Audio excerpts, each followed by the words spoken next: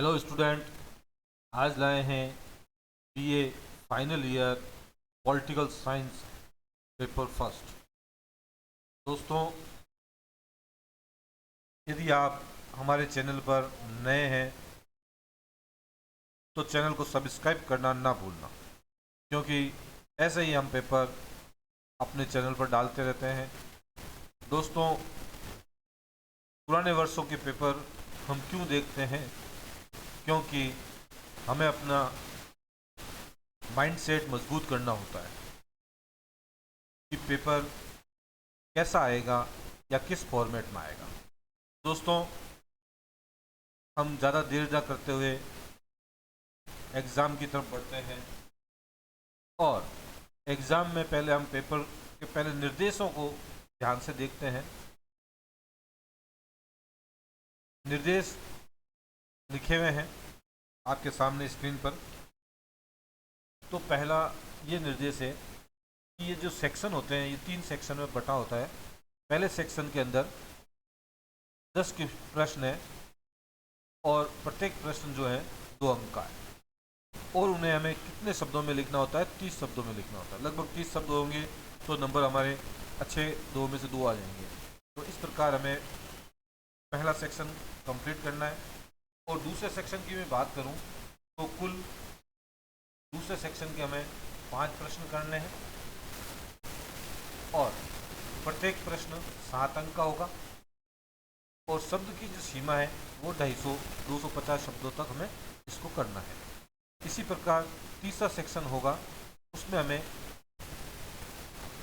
कुल 3 प्रश्न करने हैं और प्रत्येक जो प्रश्न है उसकी शब्द सीमा है 500 और प्रत्येक जो प्रश्न होगा उसमें हमें 15 अंक मिलने वाले हैं। तो इस तरह से हमारा निर्देश का पहला चैप्टर आपको पढ़ना है और अच्छे से उसको ध्यान से पढ़ना है, फिर एग्ज़ाम के प्रश्नों की तरफ ध्यान देना है। चलो हम अब एग्ज़ाम के प्रश्नों की तरफ चलते हैं। हमारा जो प्रश्न है, पहला प्रश्न है जिसे हम 30 शब्दों में लिखना है, तो वह है अंतर्राष्ट्रीय संबंधों के आदर्शवादी उपागम के 2 लक्षण लिखिए। अंतर्राष्ट्रीय संबंधों के आदर्शवादी उपागम के 2 लक्षण लिखने हैं। दूसरा प्रश्न है इसी का, राष्ट्रीय शक्ति क्या है? तीसरा प्रश्न है मार्क गेंथाऊ के अनुसार शक्ति संतुलन का अभिप्राय समझाइए। मार्क गेंथाऊ के अनुसार शक्ति संतुलन का अभिप्राय समझाइए। ये बीए फाइनल ईयर का पेपर है तो थोड़ा सा आपको ध्यान रखना है, बीए फाइनल ईयर है। अगला देखते हैं। अगला प्रश्न है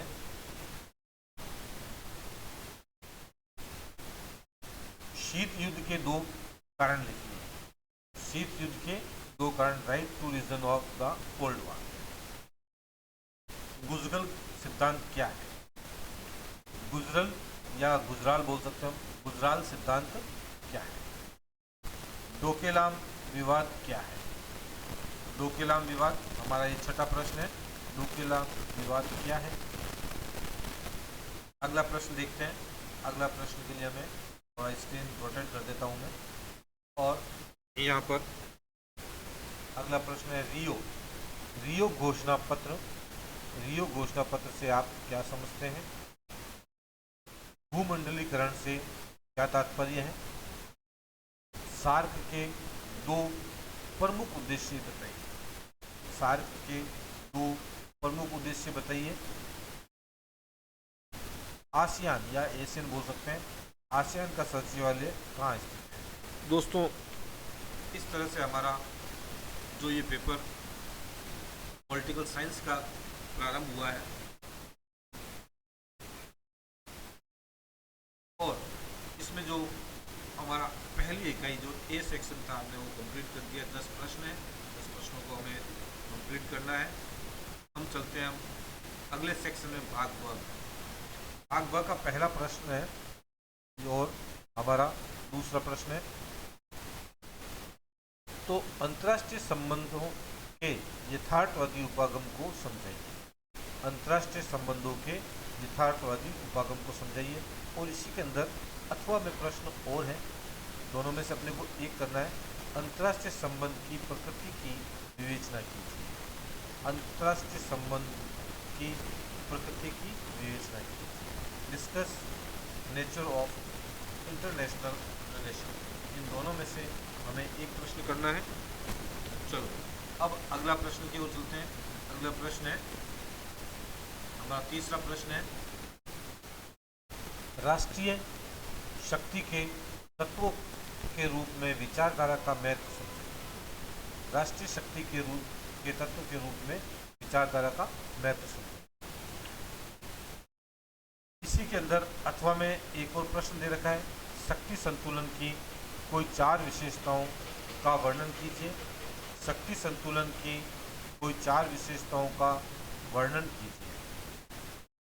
अगला प्रश्न, चौथा प्रश्न है, शीत युद्ध से क्या तात्पर्य है। शीत युद्ध से क्या तात्पर्य है। व्हाट डू यू मीन और बाय कोल्ड वॉर। अगला प्रश्न इसी के अंदर अथवा में प्रश्न है। चौथा प्रश्न चल रहा है हमारा, गुट निरपेक्षता को कोई 3 उपलब्धियों का वर्णन कीजिए। गुट निरपेक्षता की कोई 3 उपलब्धियों का वर्णन कीजिए। अगला प्रश्न देखते हैं। इसी का प्रश्न है, 5 नंबर प्रश्न में पहुंच चुके हैं हम। संयुक्त राज्य अमेरिका की विदेश नीति की मूलभूत विशेषताओं की विवेचना की। संयुक्त राज्य अमेरिका की विदेश नीति की मूलभूत विशेषताओं का वर्णन करना है। 5वां प्रश्न है, समकालीन परिप्रेक्ष्य में भारत अमेरिकी संबंधों की विवेचना कीजिए। समकालीन परिप्रेक्ष्य में भारत अमेरिकी संबंधों की विवेचना कीजिए। इसका अगला प्रश्न है, 6वां प्रश्न, मानव अधिकारों की सार्वभौमिक घोषणा को समझाइए। मानव अधिकारों की सार्वभौमिक घोषणा को समझाइए। इसी के अंदर अथवा में आपको निशस्त्रीकरण के कोई 5 प्रयासों का उल्लेख कीजिए। निशस्त्रीकरण के कोई 5 प्रयासों का उल्लेख कीजिए। इन दोनों में से आपको कोई सा भी आपको जो अच्छा लगे वो प्रश्न आपको करना है। अगला देखते हैं। अब हमारा सेक्शन सी पार्ट या भाग से स्टार्ट हो गया है और इसमें पहला प्रश्न है जो 15 अंक का है। आपको 3 प्रश्न इनमें से कोई से 3 प्रश्न करने हैं। अंतर्राष्ट्रीय संबंध का अर्थ एवं क्षेत्र समझाइए। और इसकी सीमा मैंने आपको पहले ही बता दी, 500 शब्दों के नीचे आपको लिखना है अंतर्राष्ट्रीय संबंध का अर्थ एवं क्षेत्र समझाइए। अगला प्रश्न है, शक्ति संतुलन से आप क्या समझते हैं। शक्ति संतुलन को बनाए रखने के तरीके। शक्ति संतुलन से आप क्या समझते हैं। शक्ति संतुलन बनाए रखने के तरीके आपको बताते हैं।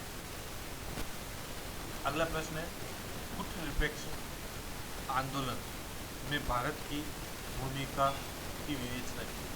9वां प्रश्न है हमारा, गुट निरपेक्ष आंदोलन में भारत की भूमिका की विवेचना कीजिए। अगला प्रश्न,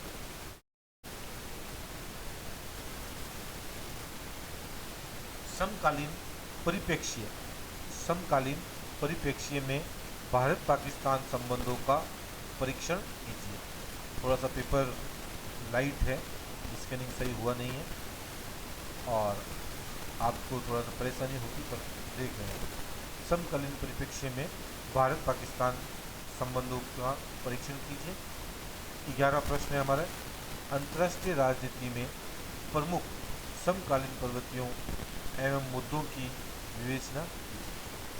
अंतर्राष्ट्रीय राजनीति में प्रमुख समकालीन प्रवृत्तियों एवं मुद्दों की विवेचना कीजिए।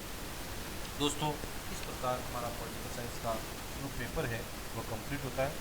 आशा करता हूँ कि आपको पेपर अच्छा लगा होगा और इसी तरह से क्वेश्चंस आपको याद करने हैं और अब 2023 का जो पेपर होगा उसमें आशा करता हूँ अच्छा पेपर होगा और इनमें से भी कुछ प्रश्न आ सकते हैं तो इनको भी आप अच्छे से देख लेना।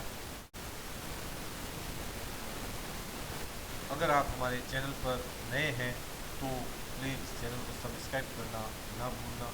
और यदि आप बीए पार्ट फाइनल ईयर के स्टूडेंट हैं और आपके जो सब्जेक्ट है वो आप लिखें नीचे कमेंट बॉक्स में, हम आपको ज़रूर उसका वीडियो बना के भेजेंगे।